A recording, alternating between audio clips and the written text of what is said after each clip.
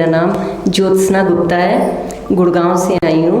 गाज़ियाबाद से मेरी मम्मी है, उन्हें साथ लेके आई हूँ क्योंकि और कोई आने वाला कैंडिडेट नहीं था। माँ पे ही बस चलता है कि आप चलो, आप भी फ़ायदा उठाओगे और मुझे भी आपके बहाने मिलेगा। तो सबसे पहले 2 लाइनों से शुरू करती हूँ।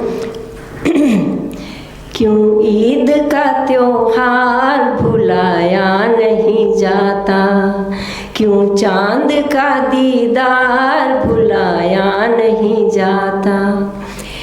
ताउम्र का सकता है चुभन के जिगर में, ताउम्र का सकता है चुभन बन के जिगर में। पहली नज़र का प्यार भुलाया नहीं जाता। ये 2 लाइनें जो मैंने बोली है एनडीएस के लिए बोली, क्योंकि जब मुझे एनडीएस मिला तो मुझे ऐसा लगा कि जैसे बस यही एक मेरे लिए रास्ता है, जैसे अंदर से आवाज़ आती है और मेरे लिए कुछ नहीं है। क्यों?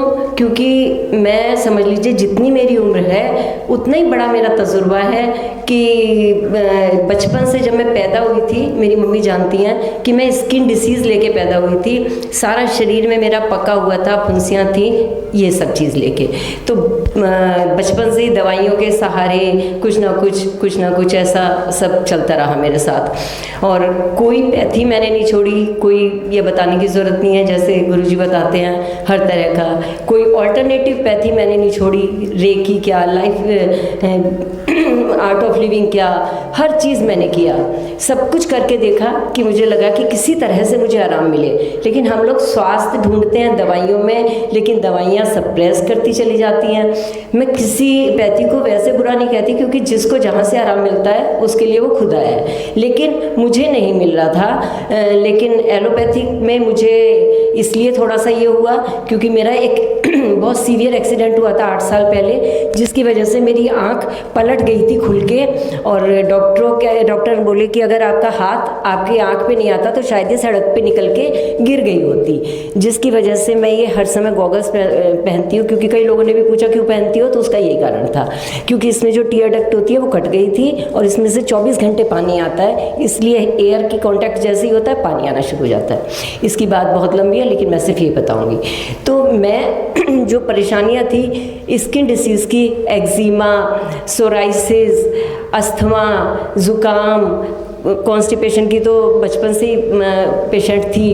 धीरे धीरे क्या होने लगा कि मेरे पैर के अंगूठे सुन्न होने लग गए। फिर धीरे क्या हुआ कि जो मेरी ये कोहनी के ऊपर की जगह है, आधी कोहनी सुन्न होने लग गई और उसमें दर्द रहने लग गया। और मैं ऐसे यूँ उंगली फेरती तो जैसे पैर सो जाता है वो सेंसेशन होती, और कुछ ये महसूस ही नहीं होता कि मुझे क्या हो रहा है। अर्टिकेरिया, मान लिया कपड़े धो रही हूँ, खड़ी हूँ तो मेरे खुजली शुरू हो गई पैरों में, पित्त उछलना जिसको बोलते हैं वो होने लग गई। पाउडर वगैरह लगा के किसी तरह से आराम मिला। एलर्जी होनी शुरू हो गई। एलर्जी हर समय ऐसी कि कहीं पे भी खुजली लगनी शुरू हो जाएगी, आँख में सूजन आ गई, नाक में सूजन आ गई, होंठ पे सूजन आ गई। मतलब मेरा पूरा जो शरीर का ब्लड था वो विषाक्त हो गया था, पूरा एसिडिक हो गया था। 2018 में मुझे एक कॉन्फ्रेंस में भोपाल में संत हृदयराम मेडिकल कॉलेज में आना हुआ किसी के साथ। तो मुझे वहाँ की वीडियो फिर आने लग गई, क्योंकि वहाँ के नंबर पहुँच गए मेरे मोबाइल में, तो वहाँ की वीडियो आने लग गई। तो पहले तो मैं सोच रही थी वहाँ पे जाऊँगी, लेकिन मैंने पूछा वहाँ चौहान साहब आएंगे, बोले नहीं। मैं कहा अच्छा फिर नहीं, मैं आ रही हूँ। तो वो भी मैंने फिर कैंसिल किया। और वो ही सर्च करते करते मेरे को चौहान साहब मिले। मैंने 1 वीडियो 2 वीडियो पता नहीं कितनी अनगिनत वीडियो देख डाली। उसी में धरती बहन की भी वीडियो देखी, बहुत उनसे देख के मोटिवेशन मिला। साहब जी उनके इंटरव्यू लेते रहते हैं। मतलब मैंने इसको फॉलो करना शुरू किया। और जहाँ मुझे दिक्कत आने लगी अपनी साधना में, क्योंकि खाने का भी शौक़ है, बनाने का भी शौक़ है, खिलाने का भी शौक़ है, सबको बना बना के खिलाती और खुद भूखी रहती। तो कभी ये मन कर जाता कि ज़रा थोड़ा बहुत खा लो, लेकिन फिर वो प्रॉब्लम आने लगती। तो फिर मेरे को, मैं इन्हीं लोगों की वीडियो देखती, साहब जी के इंटरव्यू देखती, और उससे फिर मुझे बल मिलता।